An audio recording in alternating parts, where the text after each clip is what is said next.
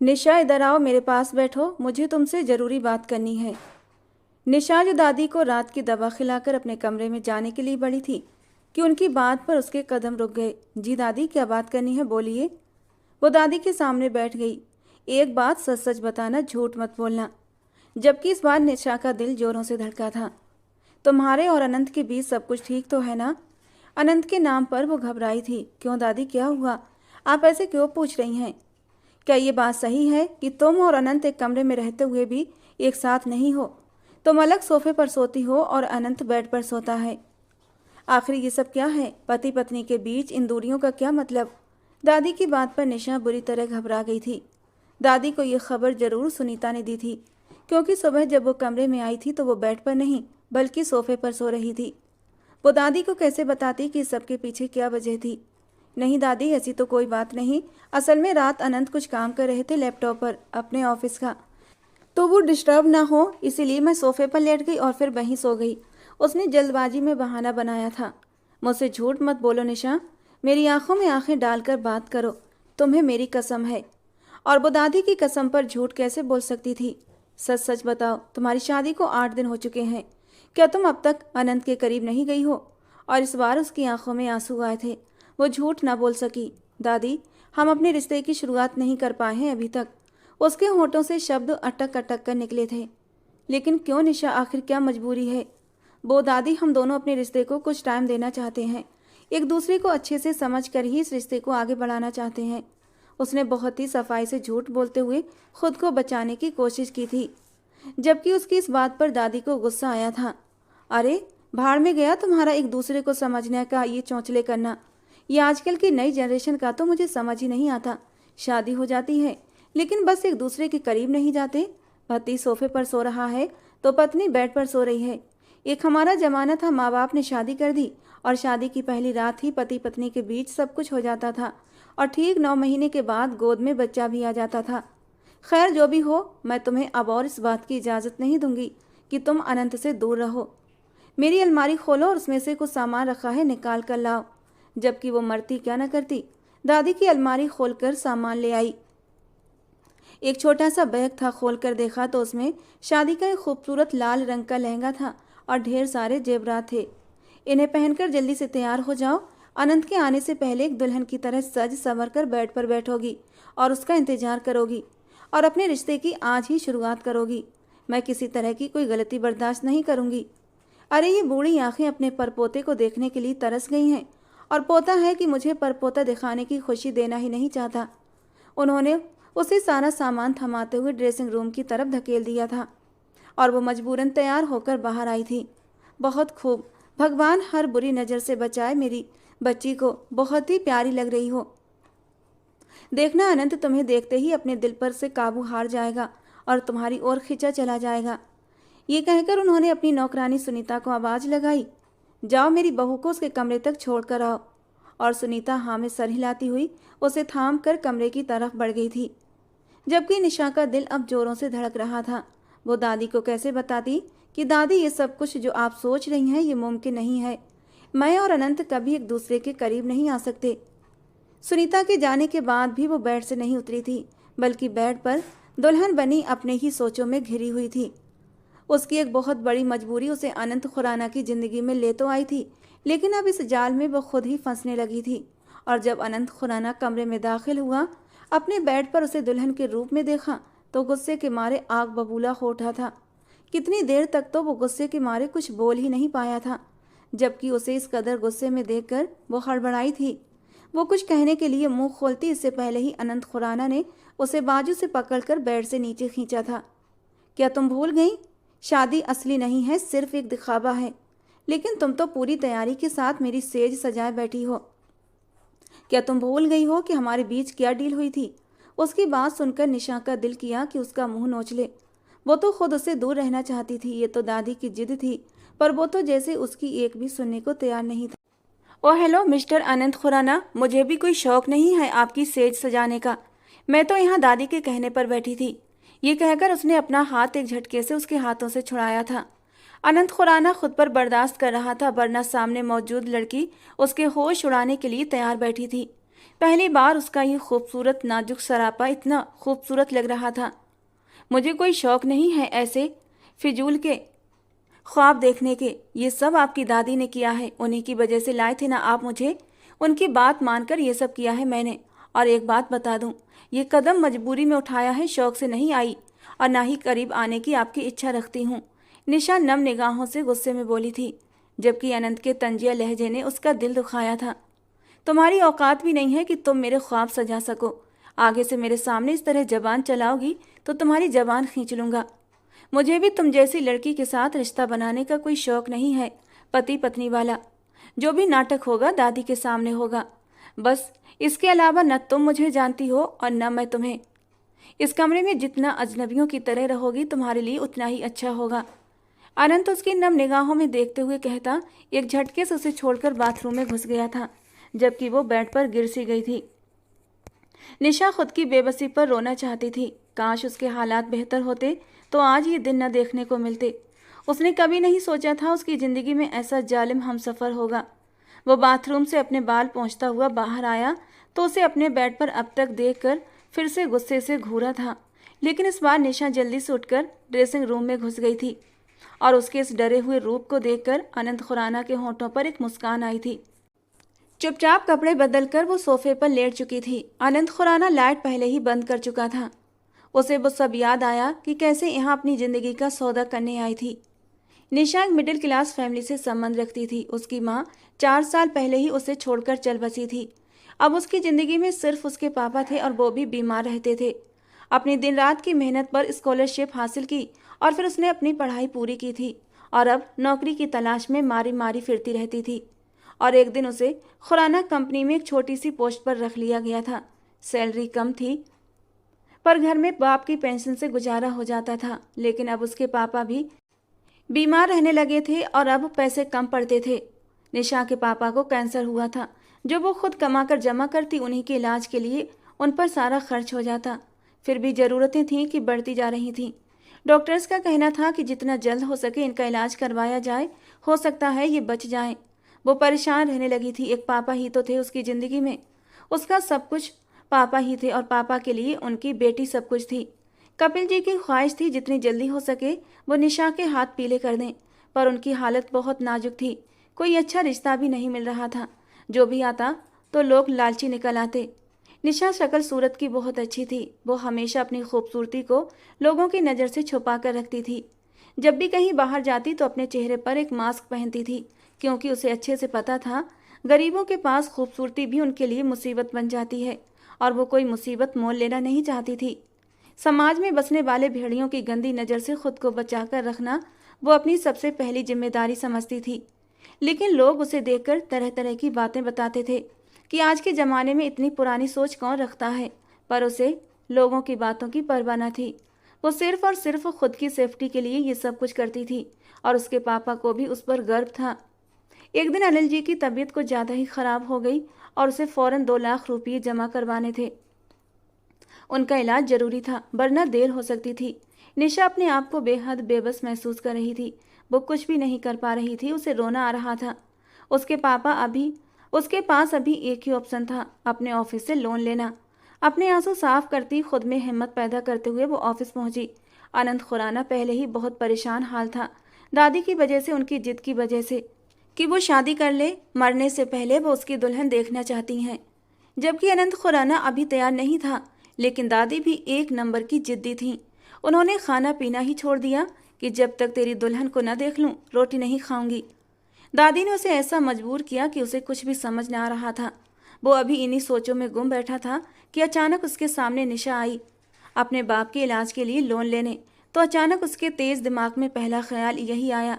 वो जानता था निशा बहुत अच्छे किरदार की लड़की है। वो उसे ऑफिस में कई बार देख चुका था। बस अपने काम से काम रखती थी, कभी इधर उधर की ताका झांकी या बातें करने की कोशिश नहीं करती थी।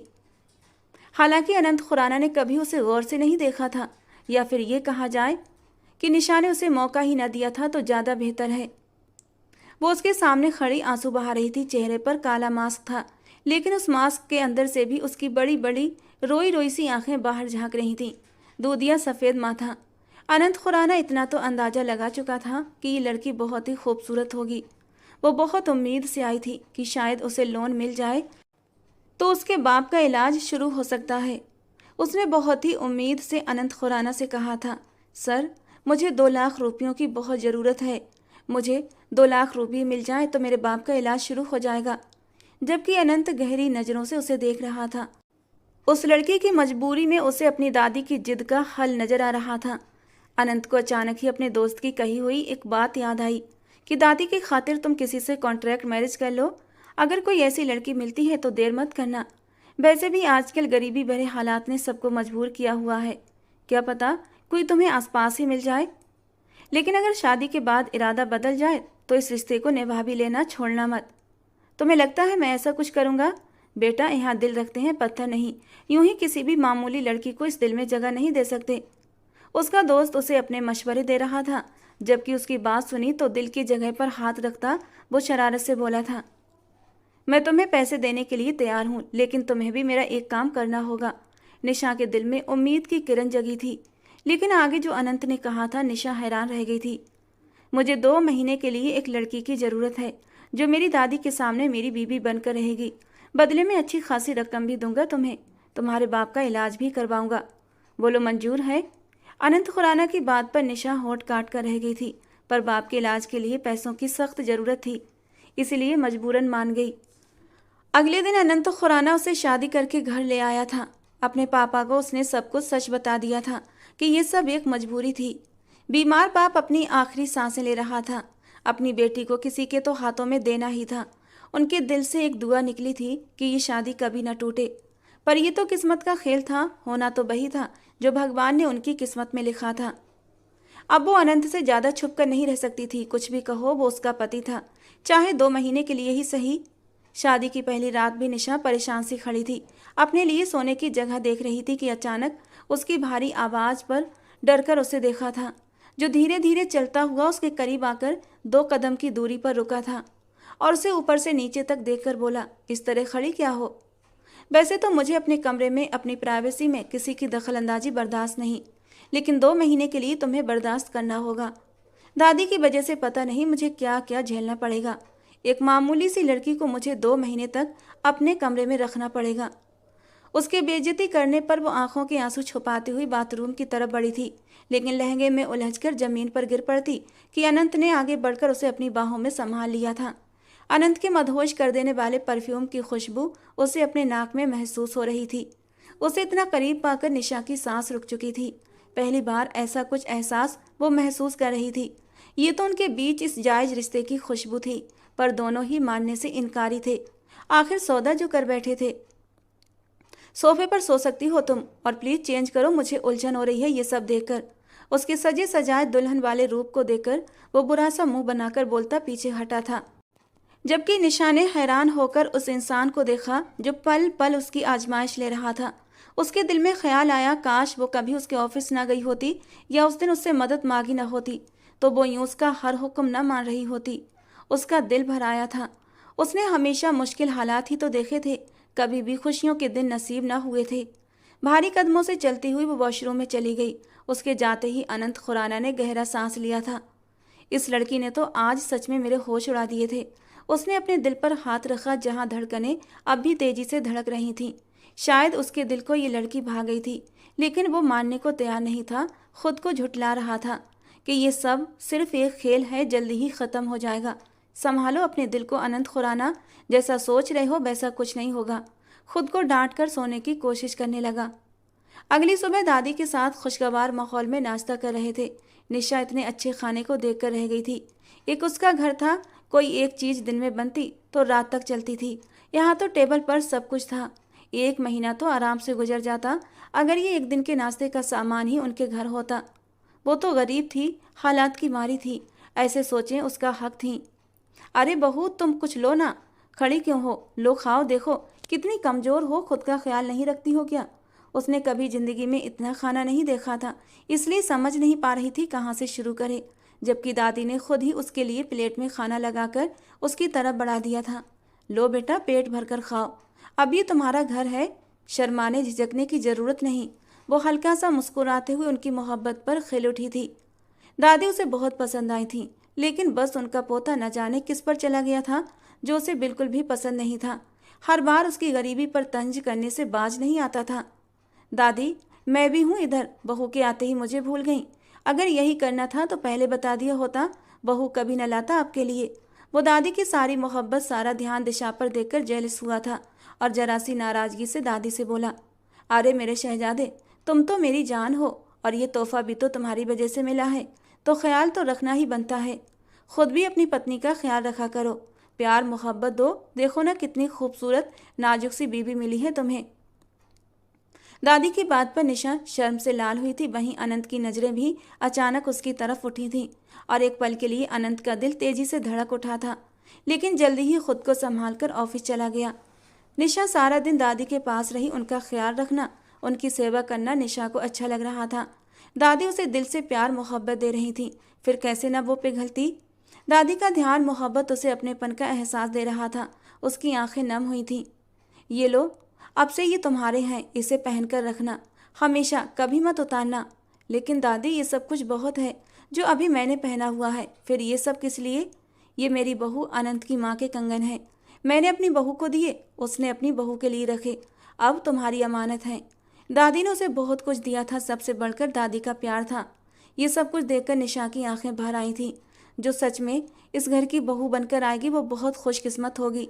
मैं तो यहाँ सिर्फ 2 महीने के लिए आई हूँ, उसके बाद हमेशा हमेशा के लिए यहाँ से चली जाऊंगी। ये सोचते ही उसका दिल भर आया था, ये सोचकर कि अब उसे एकदम से घबराहट भी होने लगी थी।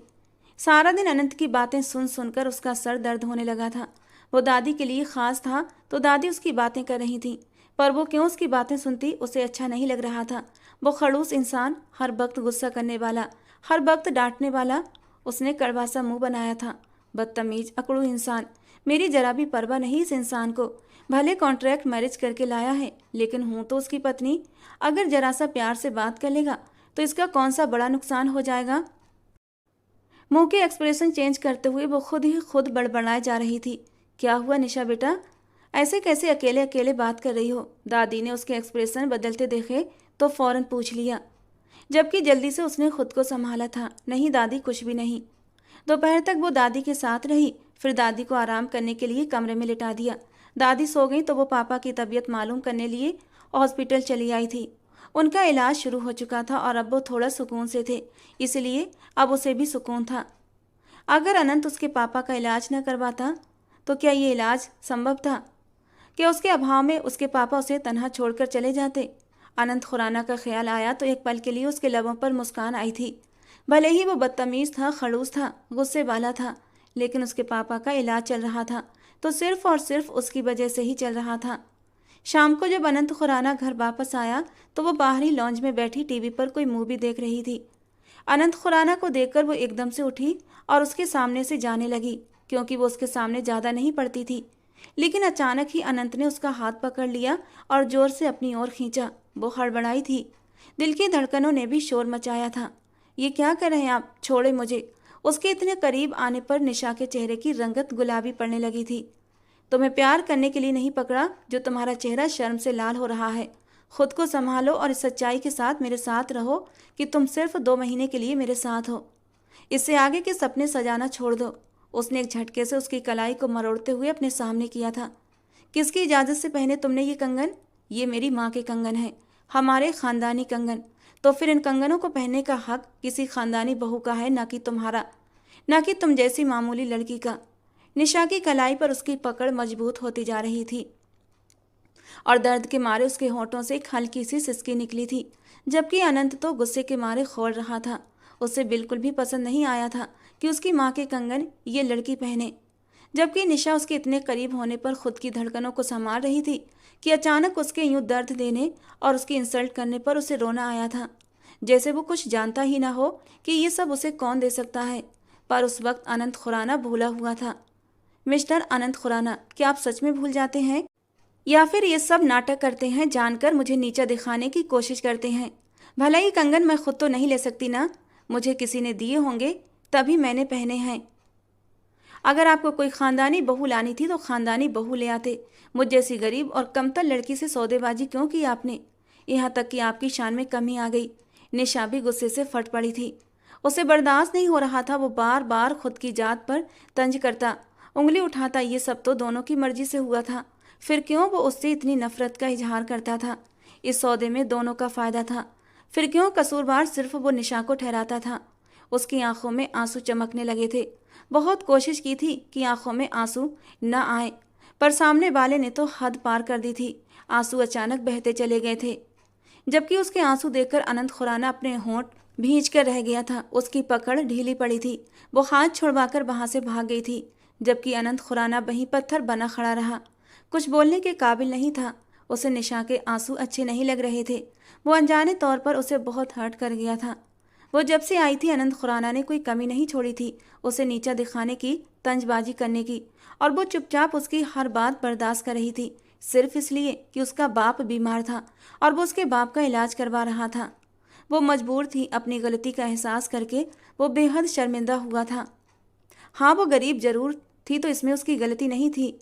वो उसके पीछे पीछे बाहर आया था, पर जब उसे दादी के पास देखा तो वापस चला गया।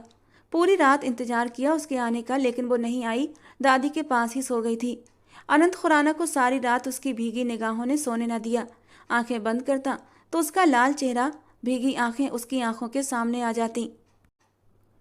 रात तुमने मेरी बेटी को क्यों डांटा था? नाश्ते पर खामोशी थी कि तभी अचानक दादी की आवाज पर बुरी तरह चौंक उठा। फिर सर उठाकर सामने बैठी निशा को देखा, जो सर झुकाए नाश्ता करने में बिजी थी, जैसे दुनिया में कोई और काम ही ना हो नाश्ते के अलावा। इसने शिकायत की मेरी? अनंत खुराना अपनी आईब्रो समेट कर पूछने लगा। नजरें अब तक उसी पर टिकी हुई थीं। वो जानती थी कि वो किन नजरों से उसे देख रहा होगा, इसलिए हिम्मत नहीं हुई कि खुद निगाह उठाकर सामने देख सके। मेरी बहू को घूरना बंद करो और मुझसे बात करो। मैंने दिए थे कंगन उसे, तुम्हें क्या तकलीफ थी? अब वो बहू है इस घर की तो उसका हक बनता है तुम्हारी हर चीज पर। आगे से कोई प्रॉब्लम हो तो मुझसे आकर बात किया करो। दादी ने गुस्से में उसे अच्छा खासा सुनाया था, जबकि अनंत खुराना, जो रात उसके आंसुओं से पिघल गया था, दादी की डांट पर उसको फिर से गुस्सा आया था। वो अपने होंठ गुस्से से भींच कर रह गया। अंदाजा नहीं था ये लड़की उसकी शिकायत लगा सकती थी दादी से। वो चला गया तो निशा ने गहरा सुकून भरा सांस लिया था। दादी, आपने कुछ ज़्यादा ही डांट दिया उन्हें, ऐसा ना हो वो फिर से गुस्सा हो जाए। उसने डरते हुए दादी से अपने दिल का डर जाहिर कर दिया था। अगर ऐसा कुछ हुआ तो मुझे बताना, मैं देख लूँगी उसे। भला कोई अपनी पत्नी पर यूं गुस्सा करता है, वो भी तुम जैसी खूबसूरत प्यारी सी पत्नी पर। निशा को उसके गुस्से की फिक्र सताने लगी थी। वो जानती थी जब वो आएगा तो बदला जरूर लेगा। रात वो उसके डांटने की शिकायत लेकर नहीं जाना चाहती थी दादी के पास, लेकिन उसकी बातों ने उसे इतना गुस्सा दिलाया, और दादी के अलावा कोई था भी तो नहीं जो उसकी बातें सुनता, उसे सहारा देता। इसलिए अपने दिल की बात दादी के सामने रख दी थी। क्या हुआ, आप अकेली क्यों बैठी हैं? तबीयत ठीक है आपकी? अनंत खुराना घर में दाखिल हुआ तो सामने ही दादी को परेशान अकेले बैठे देखा तो पूछ बैठा। आसपास नज़र दौड़ाई, लेकिन उसे निशा कहीं नजर न आई। नहीं, मैं तो ठीक हूँ, बहुत खुश भी, लेकिन तुम मुझे ठीक रहने नहीं देते। अरे दादी, क्या हो गया? कैसी बातें कर रही हैं आप? अब क्या करूँ, सुबह इतना डांट दिया तब भी मन नहीं भरा अभी तक आपका। कहीं फिर से तो शिकायत नहीं कर दी आपकी बहू ने? वो समझ गया था सारा मामला। ये आग निशा की ही लगाई हुई थी, और जब तक दादी माफ ना कर देती तब तक उसकी अदालत लगी रहती। अपनी खुशी से शादी करके लाए थे उसे, फिर बहू से इस अंदाज में बात क्यों करते हो? बल्कि तुम्हें तो खुद जाकर वो कंगन उसे पहनाने चाहिए थे, लेकिन तुमने उल्टा उसे डांट दिया। सच बताओ अनंत, तुम खुश तो हो ना अपनी इस शादी से? पता नहीं क्यों दादी को उस पर शक हो रहा था। दादी, क्या हो गया है यार? मैं तो बस मजाक कर रहा था। आपकी बहू नादान है, मासूम है, गलत समझ बैठी और मेरी जरा से डांटने से ही नाराज हो गई। और वो भी मैंने उसे इसलिए डांटा था कि मेरे देने से पहले ही आपने वो कंगन उसे दे दिए थे और वो खुशी खुशी उन्हें पहने घूम रही थी। बल्कि मैं खुद उसे देने का सोच रहा था, बस आपने मेरा काम खराब कर दिया तो मैंने बस थोड़ा सा गुस्सा निकाला था। दादी की परेशानी उससे अच्छी नहीं लगती थी। खुद को संभालता वो दादी के सामने अपना मूड बहुत खुशगवार दिखाकर अपनी बातों से उन्हें बहलाने की कोशिश कर रहा था, और कुछ हद तक दादी उसकी बातों से बहल भी गई थी। वो कमरे में दाखिल हुआ तो खिड़की के पास खामोशी से खड़ी थी। उसे देखकर बाहर जाने लगी कि वो एकदम से बोल उठा, रुको, बात करनी है मुझे तुमसे। लेकिन मुझे तुम्हारी कोई बात नहीं सुननी। निशा उसे इग्नोर करके जाने लगी, लेकिन अगले ही पल उसकी कलाई अनंत खुराना के हाथों में थी। निशा गुस्से में उसकी कलाई को झटकने लगी। जबकि अनंत खुराना गुस्से से बल खाकर रह गया और उसे खींचकर दीवार से सटाकर उसके सामने आकर खड़ा हो गया। इस अचानक हमले पर निशा डर गई थी। हैरत से अनंत खुराना को देखने लगी। उसको खुद के इतने करीब महसूस करके उसका दिल तेजी से धड़का था। पलकें लरज उठी थीं। अनंत खुराना जो उसकी हरकत पर गुस्सा हुआ था, अब उसके चेहरे पर बदलते हुए रंग देखता मदहोश हुआ था। दिल उसकी तरफ खिंच रहा था। नज़र उसके चेहरे के हर नक्श को छू रही थी। ये क्या बदतमीजी है, छोड़े मुझे। और अगर न छोड़ूं तो क्या कर लोगी? निशा धड़कते हुए दिल के साथ बोली। तो मैं जोर जोर से चीखूंगी। ठीक है, चीखो। अच्छा है दादी कमरे में आ जाएं और तुम्हें भी एक अच्छी खासी डांट लगा दें कि जब पति थका हारा घर वापस आया है और अपनी पत्नी के साथ रोमांटिक मूड में है तो तुम चीख चीख कर पूरे घर को सर पर उठा रही हो। हालांकि तुम्हें तो पति को खुश करना चाहिए। उसकी बात पर निशा का दिल तेजी से धड़का था, लेकिन आंखों में ढेर सारी हैरत भी सिमट आई थी। वो उसके थोड़ा सा और करीब हुआ था। निशा के चेहरे पर बिखरते रंग उसे बहुत खूबसूरत लग रहे थे। प्लीज छोड़े मुझे, मेरे करीब आने से आपकी शान में गुस्ताखी हो जाएगी। निशा एक हाथ उसके सीने पर रखती उसे दूर करते हुए बोली। जो उसके मुंह में आ रहा था उसने बोल दिया था। फिर से मेरी कोई शिकायत करोगी दादी से? बोलो। वो उसके गालों को अपनी उंगलियों से छूता हुआ बोल रहा था। नहीं नहीं करूंगी। अनंत खुराना जानबूझकर उसे अपनी संगत से तंग कर रहा था। इन्हें उतारना मत जब तक मैं न कहूं। क्या पता इन्हें पहनने का मौका हमेशा के लिए भी दे सकता हूं। अपने सीने पर रखा उसका हाथ अपने हाथ में लेता हुआ वो उन कंगनों को अपने होठों से लगाता हुआ बोला था, जबकि उसकी इस बात पर वो हैरान रह गई थी। पलकें उठाकर अनंत की तरफ देखा था। उसके हैरान चेहरे को देखकर अनंत के लबों पर मुस्कान आई थी और अपने होंठ उसके कान के पास ले जाकर धीरे से सरगोशी करते हुए बोला, ज़्यादा खुशफहमी पालने की जरूरत नहीं है, मजाक कर रहा था। कहते कहते वो उसके कानों को अपने होठों से छू गया था और अपना गाल उसके गाल के साथ रब कर गया था। और उसकी इतनी सी संगत पर निशा की हालत खराब हो गई थी। वो तेज धड़कनों के साथ सामने वाले की खुमार भरी नज़रों से नज़रें मिलाने के काबिल नहीं थी। वो जल्दी से उसे धक्का देकर कमरे से बाहर भागी थी, जबकि उसके जाते ही अनंत खुराना एक गहरा सांस लेते हुए बेड पर बैठा था। उसके चेहरे के भाव एकदम से बदल गए थे। मिस निशा, तुमने मेरी दादी के सामने मेरी बेइज्जती करवाई है और तुम्हें लगता है कि मैं इतनी आसानी से भूल जाऊंगा? अनंत खुराना के चेहरे पर एक अजीब सी मुस्कुराहट थी।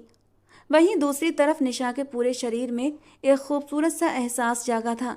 अपने दिल पर हाथ रखते हुए होठों पर शर्मीली मुस्कुराहट थी। ये सब अचानक से क्या हुआ था, उसकी समझ में कुछ न आया था। हाँ, इन कुछ दिनों में निशा उसकी नज़दीकियों से खुद के दिल की धड़कनों से बेबस होती जा रही थी। एक अजीब सा नया एहसास जाग रहा था उसके अंदर, और वो एहसास उसे इतना सुकून दे रहा था कि वो शब्दों में बता नहीं सकती थी। हर वक्त हर पल नई सोचों में घिरी रहती और उसकी सोचों का टॉपिक सिर्फ और सिर्फ अनंत खुराना होता था। लेकिन काश वो जान पाती कि वो जिसके पीछे भाग रही है वो सिर्फ एक फरेब है। रात के खाने की टेबल पर तीनों लोग मौजूद थे जब दादी ने एक ऐसी बात कह दी कि वो चौंक पड़े थे। मुझे तुम दोनों से कुछ चाहिए, दादी दोनों को देखते हुए कहने लगी। जी दादी, बोलिए आपको क्या चाहिए, मैं अभी आपको ला कर देता हूँ। अनंत खुराना ने फौरन अपनी दादी का हाथ थामा था। पहले वादा करो, दादी ने उसकी तरफ बड़ी ही आस भरी नज़रों से देखते हुए पूछा था। दादी, आपको मुझ पर यकीन नहीं? अनंत खुराना नाराज हुआ था। मुझे पूरा यकीन है, लेकिन ये वादा मुझे पहले चाहिए, उसके बाद ही मैं तुमसे अपनी इच्छा रखूंगी। दादी मुस्कुराई थीं। अच्छा बोलिए, क्या चाहिए मेरी प्यारी सी दादी को? ये अनंत खुराना का वादा है, जो आपको चाहिए वो आपका पोता आपको जरूर देगा। अनंत खुराना बहुत ही प्यार से दादी के हाथ को थपक कर बोला था। मुझे जल्द से जल्द तुम्हारे बच्चे को अपनी गोद में खिलाना है। दादी की इस इच्छा से उसे एक झटका लगा था। गले में जाने वाला निवाला गले में फंस चुका था। दादी ने जल्दी से पानी का गिलास आगे बढ़ाया तो वो एक ही सांस में पी गया। वहीं दूसरी साइड में बैठी निशा के पूरे बदन में सनसनाहट दौड़ी थी। आराम से बेटा, क्या हो गया? कुछ नहीं दादी, ठीक हूँ। उसने जैसे तैसे खुद को संभाला। देखो अनंत, अब जिंदगी का कोई भरोसा नहीं, कब सांसें बंद हो जाएं पता नहीं। बस मरने से पहले तुम्हारे बच्चों की खुशी देखना चाहती हूँ। प्लीज़ दादी, ऐसी बातें ना किया करें। आप जानती हैं ना, मेरी ज़िंदगी हैं आप, और ये शादी भी तो आपकी वजह से की थी। ऐसे इमोशनल बातें करके आपने मुझे शादी के लिए मजबूर कर दिया था। अब बाप भी बन जाऊं? दादी के कहने पर अनंत खुराना एकदम परेशान हुआ था। दुनिया में अगर किसी से मोहब्बत करता था तो उसकी दादी थी, जिनकी हर ख्वाहिश पूरी करना उनका ख्याल रखना उसका पहला काम था। एक वही तो थी जो उसकी पूरी दुनिया थी। शादी तक तो बात ठीक थी, लेकिन ये नया टॉपिक कहाँ से छेड़ दिया था दादी ने। इसे कैसे पूरा करता। लेकिन दादी की तरफ से ये टॉपिक कोई गलत तो नहीं था। जब शादी हो गई तो बच्चे होना नॉर्मल बात थी, लेकिन दादी को क्या पता कि ये शादी किन हालातों में और कैसे की गई थी। जबकि निशाने से अब वहाँ और रुका नहीं जा रहा था। वो चुपचाप उठकर अपने कमरे में चली आई थी। शर्मा गई मेरी बहू, कितनी मासूम कितनी प्यारी है। जबकि वो मुस्कुरा भी न सका। वो अपने ही खेल में फंसता जा रहा था। एक तरफ निशा थी जिसके साथ वो जज्बाती खेल खेल रहा था, तो दूसरी तरफ दादी की एक नई इच्छा। आज उसे खुद की बेबसी पर गुस्सा आया था। वक्त गुजरने लगा था, 1 महीना हो गया था और अब उनके पास 1 ही महीना रह गया था। उस रात भी वो अपने कमरे में बेड पर बैठा हाथों से अपना सर मसल रहा था। क्या हुआ, सर में दर्द है? चाय लाऊं आपके लिए? उसका माथा मसलना सर दर्द की गवाही दे रहा था। जबकि निशा उसको इतना परेशान देखकर हमदर्दी के नाते उससे पूछ बैठी थी, मैंने कहा तुमसे कि तुम बेकार में मुझसे इतना चिपकने की कोशिश करो, और प्लीज़ ये नाटक दादी के सामने किया करो, मेरे सामने नहीं। उसका मूड काफ़ी ऑफ हो चुका था। निशा हैरत से उस इंसान को देखने लगी। कितने रूप थे इसके। कभी पल में अपना बन जाता तो कभी पल में पराया। आज फिर उसका दिल दुखा गया था। आप इस तरह क्यों बात करते हैं मुझसे? निशा की आंखें नम हुई थीं, जबकि अनंत खुराना ने उससे नज़रें हटाई थीं। मुझे लगता है हमें अब ये नाटक बंद कर देना चाहिए। अब वो उसकी बेयकीन आंखों में देखता हुआ बोला था, देखो निशा, मैं सीधी बात करना चाहता हूँ। ये जो हो रहा है ये सब एक नाटक था। मुझे तुमसे कोई हमदर्दी नहीं, कोई लगाव नहीं था। अभी पिछले दिनों जो मेरा रवैया तुमसे नरम हुआ था वो भी सिर्फ इसलिए हुआ था क्योंकि तुमने मेरी शिकायत दादी से की थी। इसलिए मैं तुमसे बस थोड़ा सा गुस्सा था और तुम्हें परेशान करने के इरादे से तुम्हारे साथ थोड़ी सी नरमी से पेश आता था। अब दादी की फिजूल सी जिद मैं कम से कम तुमसे तो पूरी नहीं कर सकता। मेरी ज़िंदगी में है कोई और मुझे उसी का इंतज़ार है। वो अभी फ़िलहाल बाहर गई हुई थी, लेकिन अब वापस आ गई है और अब इसी में भलाई है। तुम भी अपने लिए कोई फ़ैसला ले लो। दादी की नज़रों में खुद को बुरा बनाओ तो ही वो तुम्हें छोड़ेंगी, वरना वो यहाँ से तुम्हें जाने नहीं देंगी। मैं नहीं चाहता तुम्हारी आदत मुझे लगे या फिर दादी को लग जाए। अनंत खुराना ने उसके पैरों के नीचे से ज़मीन खींच ली थी। जो खुलासा उस पर हुआ था वो बड़ी तकलीफ भरा था। न जाने कब कैसे 2 आंसू बहकर उसके गालों पर चले आए थे। वो कैसे ये सब कुछ इतनी आसानी से बोल सकता था? कैसे उसकी आंखों में लिखे पसंद के रंग को भांप नहीं पाया? अभी अभी तो वो इन खुशियों को महसूस करने लगी थी। अनंत खुराना के नरम रवैये पर अपना दिल हार बैठी थी। उसके ध्यान ने उसे अपना बना लिया था। बहुत जल्दी ही ये खुशखबरी अपने पापा को भी सुनाने वाली थी कि पापा, शायद आपकी प्रार्थना स्वीकार हो गई है। अनंत खुराना मुझे नहीं छोड़ेगा। वो मोहब्बत करने लगा है मुझसे। उसने आंखों में आने वाले आंसुओं को कहीं अंदर ही उतार लिया था। क्यों निशा, क्यों तुमने ये ख्वाब सजाए? तुम्हें ये ख्वाब नहीं देखना चाहिए था। शायद वो उसकी आंखों में आई नमी को भांप चुका था, इसलिए उसके दिल की हालत को भी समझते देर न लगी थी। देखो निशा, अब मैं तुम्हें और तकलीफ नहीं देना चाहता। तुम्हारी आंखों में जो ये रंग है, ये खुद की एक तरफा मोहब्बत हो सकती है तुम्हारे लिए। मैं तुमसे इतना ही कहूँगा, प्लीज़ अपनी आंखों के ये ख्वाब नोच कर फेंक दो। इन सब में तुम्हारी गलती है, मेरी नहीं। और उसकी बात पर वो तड़प उठी थी। ख्वाब उसने दिखाए, करीब आने की कोशिश उसने की, और अब सारा इल्ज़ाम उसके सर पर दे रहा था। निशा को एकदम नफरत महसूस हुई थी उस दोगले इंसान से। बर्दाश्त करती अपने आंसू साफ करते हुए गहरा सांस भरा, जैसे अब किसी फैसले पर पहुंची हो। धन्यवाद। निशा ने धीरे से होंठ खोले थे। किस लिए? उसकी आंखों में देखकर वो हैरान हुआ था। चेहरे पर सवाल था जिसका जवाब उसके पास नहीं था। बोली तो बस इतना बोली थी कि धन्यवाद इसलिए कि तुमने मुझे बर्बाद होने से बचा लिया। आप परेशान न हो, मैं कल सुबह ही चली जाऊंगी। इतनी जल्दी? मतलब दादी को क्या कहोगी? वो मेरी प्रॉब्लम है, आपकी नहीं। और हाँ, मेरे पापा के लिए भी धन्यवाद। वो हैरान रह गया था। वो उसे इतनी जल्दी फैसला सुना देगी, उसे यकीन नहीं हो रहा था। पता नहीं क्यों अनंत खुराना का दिल घबराया था। उसकी इतनी जल्दबाजी के फैसले पर, इतनी जल्दी मान जाने पर वो हैरान था। ये सब आसान था जितना उसे लग रहा था। नहीं, ये तो बहुत मुश्किल साबित हो रहा था। उसकी यूनिवर्सिटी से एक गर्लफ्रेंड रही थी जिसे वो पसंद करता था, पर वो अपना ख्वाब पूरा करने के लिए बाहर चली गई थी। और अब अचानक उसका फ़ोन आया, वो आ रही है और शादी करने के लिए भी तैयार है। पहले जब उसने पूछा था तब उसने इनकार कर दिया था और दादी की जिद की वजह से उसे निशा को लाना पड़ा था। अब उसे भी जाने दे रहा था। जो कुछ वो उसके साथ कर चुका था, पहले शर्मिंदा नहीं था, लेकिन पता नहीं क्यों अब उसे शर्मिंदगी हो रही थी। क्या ये मोहब्बत वाला खेल उसके साथ महंगा पड़ने वाला था? हाँ, कभी उसकी खूबसूरती के जादू में जरूर घिरा था, पर हर बार खुद के दिल को डांट देता था। अपने ही जज्बातों से अनजान बन रहा था और उस मासूम के जज्बातों से खेलने में उसे मजा आ रहा था। लेकिन आज उसके आंसू उसे तकलीफ क्यों दे रहे थे? उसने खुद को समझाने की हर मुमकिन कोशिश की। इसमें इतना दुखी होने वाली क्या बात है? एक ना एक दिन तो ये सब कुछ होना ही था, तो वो आज ही सही। वो कमरे से जा चुकी थी, जबकि अनंत को सवालों के कटघरे में खड़ा कर गई थी। पता नहीं रात के किस समय उसे नींद आई थी। दादी, क्या हुआ? आप रो क्यों रही हैं? उसने दादी को रोते देखा तो एकदम से परेशान होता हुआ उनके पास आया था। पता नहीं मेरी बहू को किसकी नज़र लग गई है, वो एक ही रात में बदल गई। इतनी बुरी तरह पेश आई मेरे साथ कि क्या बताऊं। बस यही कहा था उसे कि बेटा एक कप चाय बना दो, तो बस गुस्से से चीखते हुए कहने लगी, आपकी नौकर नहीं हूँ जो आपकी हर वक्त सेवा करती रहूं। घर में नौकर मौजूद हैं, उनसे चाय बनवाइए। मैं तो दंग रह गई, कुछ बोल ही नहीं पाई। निशा के इस कठोर और बदतमीजी वाले व्यवहार पर दादी को जैसे सदमा लग चुका था।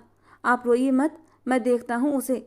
उसकी हिम्मत कैसे हुई मेरी दादी से इस तरह बात करने की? दादी को तसल्ली देता हुआ वो ऊपर आया। उसे बर्दाश्त नहीं हो रहा था अपनी दादी का यूं उदास होना, लेकिन ये सब कुछ उसी ने तो कहा था। वो एक पल में ही भूल गया था।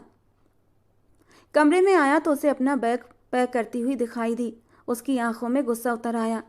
तुमने दादी के साथ क्या बदतमीजी की है? जानती हो उन्हें कितनी तकलीफ हुई है? अगर उन्हें कुछ हो जाता तो मैं तुम्हें जिंदगी भर माफ न करता। वो गुस्से में आगे बढ़कर उसके बाजू पकड़कर झटकता हुआ बोला, जबकि निशा गुस्से के मारे फट पड़ी थी। बुरा लग रहा है? तकलीफ हो रही है तुम्हें? अच्छा मजाक करते हो, बहुत अच्छे एक्टर हो तुम अनंत खुराना। निशा गुस्से में एकदम से अपना बाजू खींचते हुए उसे पीछे करने लगी, लेकिन वो भी मजबूती से उसका बाजू पकड़े अपनी जगह खड़ा रहा। 1 इंच भी पीछे न हुआ। उसकी हरकत पर निशा के माथे पर बल पड़े थे। वो गुस्से में आगे बढ़ता हुआ उसे बेड पर गिराकर खुद उसके ऊपर हावी हो चुका था। अगर दोबारा ऐसी हरकत की तो जान ले लूंगा तुम्हारी। वो उस पर झुका हुआ दहाड़ा था। यही तो सब चाहते थे आप। अब कर रही हूं तो तुम्हें गुस्सा किस बात पर आ रहा है? अगर मैं दादी की नज़रों में खुद को बुरा साबित नहीं करूंगी तो वो मुझे जाने कैसे देंगी? आखिर मसला क्या है आपके साथ? क्यों किसी एक बात पर खुश नहीं हो जाते? आपको सिर्फ तकलीफें देनी आती हैं। वो कमज़ोर नहीं पड़ना चाहती थी, उसके सामने रोना नहीं चाहती थी, पर वो खुद को उतना ही कमज़ोर महसूस कर रही थी। उसकी आंखों से आंसू बहने लगे थे। वो उसके ऊपर पूरी तरह हावी था। उससे 1 इंच भी हिलने नहीं दे रहा था। उसकी आंखों में आंसू देखकर अनंत खुराना एक पल के लिए थोड़ा सा नरम पड़ा था और फिर तेजी से उसके ऊपर से उठकर बाहर चला गया, जबकि उसके जाते ही वो तेजी से रोने लगी थी। काश मैं यहाँ ना आई होती, काश मुझे आपसे मोहब्बत ना हुई होती। क्यों किया मेरे साथ ऐसा? क्यों अनंत खुराना? क्यों मेरे जज्बातों को जगाकर फिर उन्हें कुचल कर रख दिया? काश कि आप हमारे बीच इस रिश्ते को मौका देते। काश। वो शिद्दत से तड़पती हुई रो रही थी और अब उसके पास सिवाय काश के कोई दूसरा शब्द न रह गया था। डैम इट, क्यों हो रही है मुझे तकलीफ उसके आंसुओं से? क्यों वो मेरी जिंदगी में आई? काश मैं उसके करीब न जाता तो उसे अपनी ज़िंदगी से निकालना आसान रहता, लेकिन मुझे ये सब कुछ करना होगा। लेकिन कैसे करूँगा? वो गाड़ी में बैठा अपने आप से लड़ रहा था।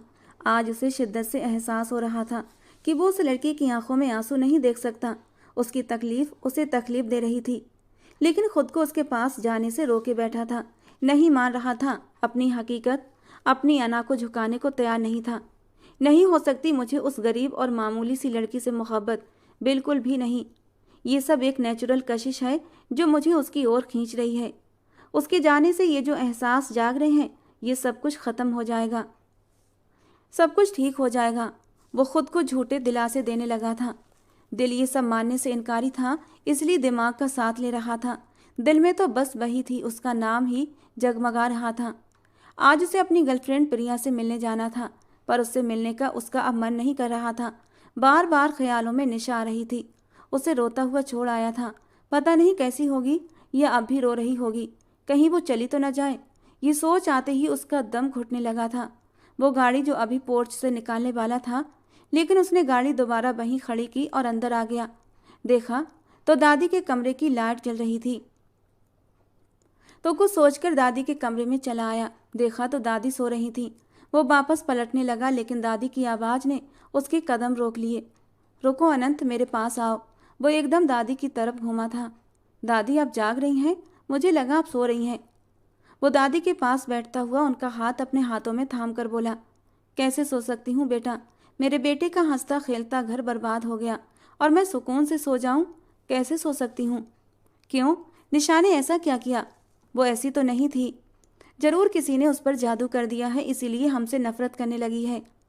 वो जब भी इससे पहले दादी के पास आता था, हमेशा दादी का हंसता मुस्कुराता चेहरा दिखाई देता था, लेकिन आज उनकी आंखों में आंसू झिलमिला रहे थे और उसे ये आंसू तकलीफ दे रहे थे। उसे तो लगा था ये सब कुछ आसान होगा। 2 महीने तक वो दादी को इस फरे में रखेगा कि उसने शादी कर ली है, और 2 महीने के बाद निशा को ये कहकर छोड़ देगा कि वो लड़की ठीक नहीं है, इसीलिए मैंने उसे छोड़ दिया और दादी भी नॉर्मल हो जाएंगी। लेकिन ये सब कुछ इतना आसान नहीं था। ऐसा कैसे चलेगा दादी? दवाई खाकर सो जाएं, लेकिन पहले खाना खाएं। ये कहकर उसने निशा को आवाज़ लगाई थी, जबकि उन्होंने दुख से अपने पोते को देखा था। उसे आदत लग चुकी थी हर काम के लिए निशा को बुलाने की। वो दुख से गहरा सांस लेकर रह गई थी। उन्हें पता था निशा नहीं आएगी। बेटा, बेकार में उसे मत बुला, वो नहीं आएगी। ऐसे कैसे नहीं आएगी? मैं लेकर आता हूँ उसे।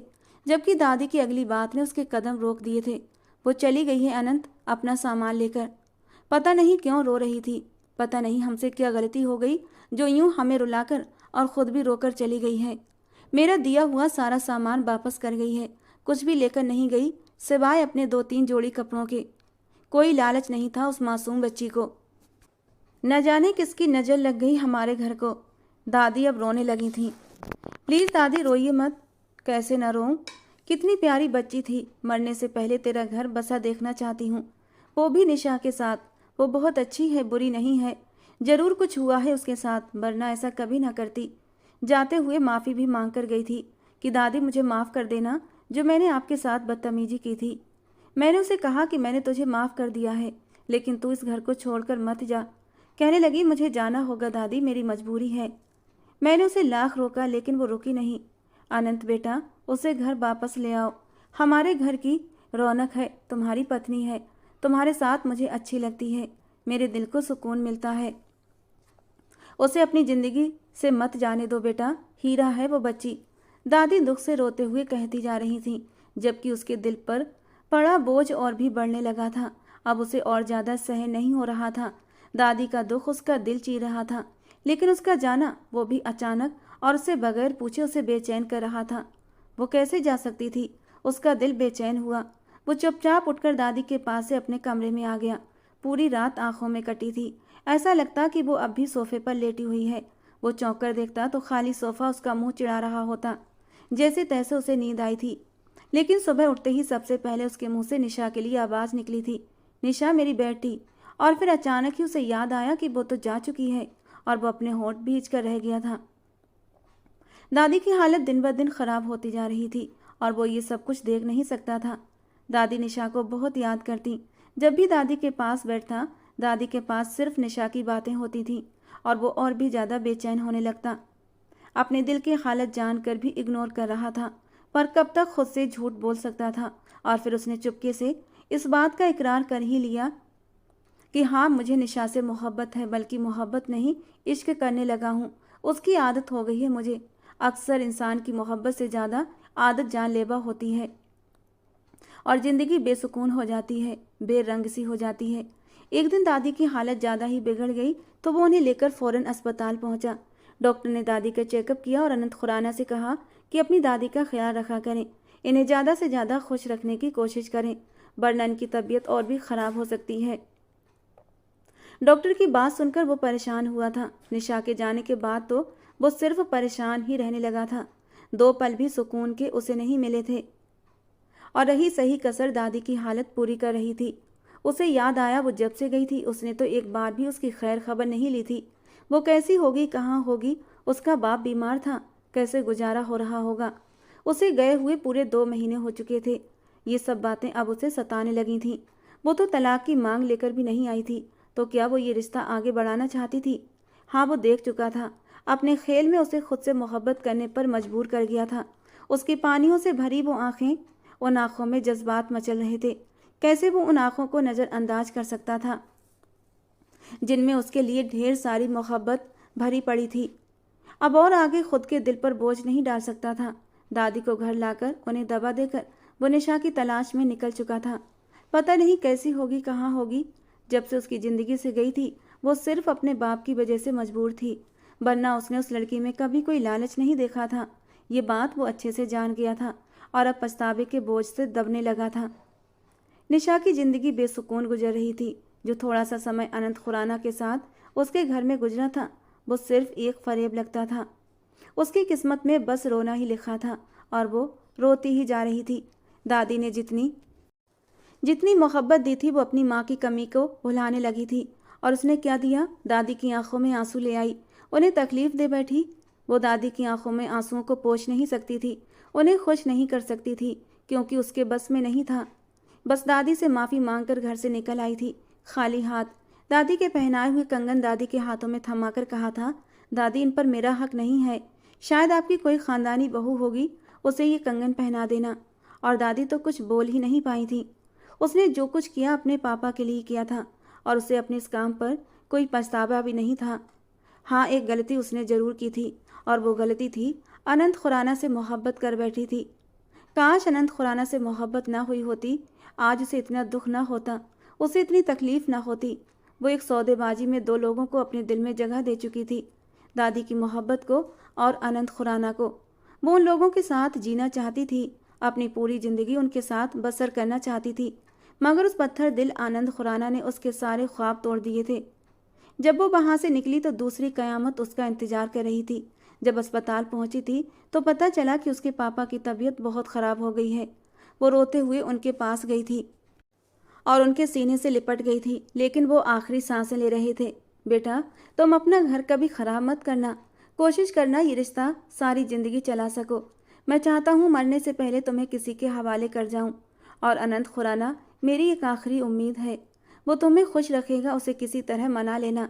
वो उखड़ी हुई सांसों से बोल रहे थे और एक एक शब्द निशा के दिल पर लग रहे थे। उसमें हिम्मत नहीं थी कि मरते हुए बाप से ये कह सके कि जहाँ रहने के लिए आप कह रहे हैं वहाँ के दरवाजे हमेशा हमेशा के लिए बंद हो गए हैं उसके लिए। वो चाहकर भी वापस नहीं जा सकती। उसने कोशिश की थी, पूरी कोशिश की थी कि अपने बाप को मरने से पहले थोड़ी सी खुशी दे सके, लेकिन उस पत्थर दिल इंसान ने उसे मौका तक न दिया। निशा की ज़िंदगी अब बहुत मुश्किल हो गई थी। वो कैसे एक लड़की होकर उस जालिम दुनिया में तन्हा रह सकती थी, ये तो वही जानती थी। उसके बाप को गुजरे 10 दिन हो चुके थे, अभी भी दुख कम नहीं हुआ था कि दूसरी मुसीबत सर पर खड़ी थी। उसका एक लालची पड़ोसी रोज आकर उसे धमकी दे जाता कि वो उससे शादी कर ले ताकि वो इस घर में उसके साथ रह सके। एक मकान ही तो था उसके पास, उसके बाप की कुल जमा पूंजी यही एक छत थी उसके सर पर। उसकी रोज रोज की धमकियों से वो परेशान होने लगी थी। अनंत खुराना के पास तो वो मरकर भी नहीं जा सकती थी, लेकिन दिल में एक डर भी था कि कहीं वो उसे तलाक न भेज दे। उसमें हिम्मत नहीं थी अब और कुछ सहने की। छोटी सी जिंदगी में इतना सब कुछ तो सह लिया था, अब ताकत नहीं बची थी। वो थक चुकी थी, रो रो कर उसके आंसू सूख चुके थे, जैसे जिंदा लाश की तरह घर में रहती थी। एक वक्त का खाना खाकर खुद की जान पर एहसान कर लेती थी। इतनी कमज़ोर नहीं थी, वो तो बहुत बहादुर बेटी थी अपने पापा की। पर जिंदगी ने नए इम्तिहान लिए थे कि सब कुछ ख़त्म कर दिया था। उस वक्त वो अपने कमरे में घुटनों में सर दिए बेबसी से रो रही थी जब उसके घर के दरवाजे पर धीरे से दस्तक हुई थी और उसका दिल धड़क उठा था। इस वक्त कौन हो सकता है? घर में अकेली थी, आस पड़ोस में सब कहते थे किसी को साथ रख लो, पर कब तक कोई किसी का साथ दे सकता है? खुद के लिए खुद ही लड़ना पड़ता है। रात के 10 बज रहे थे, सोने की तैयारी ही कर ही रही थी कि दरवाज़ा बजा था तो डर के मारे दिल धड़कने लगा। इस वक्त कौन आ सकता है? अकेली जान थी, जवान लड़की थी, उसके पास सिर्फ उसकी इज्जत ही तो थी। पहला ख्याल उसी लालची इंसान का आया था, लेकिन डर से काम नहीं चलेगा। हिम्मत करके दरवाजे तक आई थी। छोटा सा घर था उनका, 2 कमरों वाला और एक छत, लेकिन अपनी छत थी, यही काफ़ी था। निशा, दरवाज़ा खोलो, मैं हूँ। वो इस आवाज़ को लाखों की भीड़ में भी पहचान सकती थी। दिल जोर से धड़कने लगा था, आंखें भर आई थीं। दिल नहीं किया कि दरवाज़ा खोल दे और उस बेदर्द इंसान का चेहरा देखे। उसका सब कुछ खत्म हो गया था और वो अब आया था, लेकिन क्यों? फिर एक डर सा दिल में आया, कहीं वो उसे आज़ाद करने तो नहीं आया। नहीं, वो ऐसा नहीं कर सकता।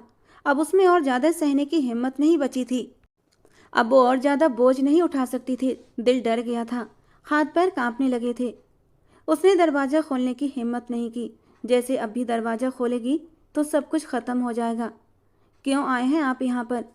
इस वक्त चले जाएं यहाँ से। आधी रात के वक्त एक अकेली लड़की के पास आना उसकी इज्जत पर सवाल उठाता है। वो खुद में हिम्मत पैदा करते हुए गुस्से से बोली थी। जितना अपने आंसुओं को रोकने की कोशिश करती, वो उतनी ही तेजी से बह रहे थे। काश वो सामने आ जाता तो वो उसके सीने से लगकर रोती, अपने दिल का गम हल्का कर लेती, लेकिन वो ऐसा नहीं कर सकती थी। निशा, मेरी बात सुनो, मुझे बात करनी है तुमसे, और मैं कोई गैर नहीं, तुम्हारा पति हूँ। दरवाज़ा खोलो। अगर और ज़्यादा देर करोगी तो लोगों को बातें बनाने का मौका तुम खुद दोगी। उसकी बात पर उसने गुस्से में आगे बढ़कर दरवाज़ा खोल दिया और जल्दी से अंदर कमरे में चली गई। उसकी इस हरकत पर वो धीरे से मुस्कुराया था और गहरा सांस लेता हुआ अंदर आते हुए दरवाज़ा बंद कर दिया। पीछे क्यों आए हैं? अपने अंदर के गम को दबाकर अपने शब्दों में सख्ती लाते हुए बोली। अफसोस। वो आगे अपनी बात पूरी करता इससे पहले ही उसने उसकी बात काट दी। ये अफसोस आप सुबह भी आकर कर सकते थे, इस वक्त आने की क्या ज़रूरत थी? निशा उसकी बात काट कर सख्ती से बोली। लाख कोशिश करती पर अपने शब्दों में नमी को छुपा न सकी। आनंद खुराना ने अफसोस से उसे देखा। ये वो चेहरा था जिसे देखकर उसे सुकून मिलता था, और जब वो दूर रहा तो वो बेसुकून रहा था। और अगर आज कोई पूछता अनंत खुराना से सुकून क्या होता है, तो सामने खड़ी अपनी नाराज सी पत्नी को देखकर बताता कि ये है मेरे दिल का सुकून। मैं माफ़ी। उसके शब्द फिर से मुंह में रह गए थे जब निशा ने उसकी बात काट कर कहा, मैं माफ़ कर चुकी हूँ, मुझे अब किसी की हमदर्दी की ज़रूरत नहीं है, मैं अकेली ही खुश हूँ, अब आप जा सकते हैं। निशा के हर अंदाज में नाराज़गी थी और वो उसे बोलने का मौका तक न दे रही थी, जबकि अब अनंत खुराना को गुस्सा आया था। उसने बाजू से पकड़कर उसे अपनी ओर खींचा था, दीवार के साथ लगाते हुए बोला, मुझे कुछ बोलने का मौका भी दोगी या नहीं? छोड़े मुझे। वो उसके घेरे से निकलने की कोशिश कर रही थी। नहीं छोड़ूंगा। किस हक से नहीं छोड़ेंगे? आप समझते क्या है खुद को? उसने आंखों में आए आंसू अपनी हथेली से साफ करते हुए पूछा था। तुम्हारा पति। ये कहते कहते उसने अपने हाथ उसकी नाजुक सी कमर में डाले थे और खींचकर उसे अपने सीने से लगाया था। उसकी इस हरकत पर निशा की सांसें अटक गई थीं। वो उसकी कमर पर अपनी हाथों की पकड़ मजबूत करने लगा था, जबकि निशा उसके हाथों को अपनी कमर से हटाने लगी। हालांकि उसका दिल तो मचल रहा था, ये सुरक्षा का घेरा कभी उससे दूर ना हो, हमेशा वो उसकी पनाहों में ऐसे ही सिमटी रहे। लेकिन उसके पास इस सब चीज़ का हक नहीं था कि वो अनंत खुराना की मोहब्बत को हासिल कर सके। और जब वो उसकी बाहों से निकल न सकी तो थककर उसके चौड़े सीने पर अपना सर रखकर फूट फूट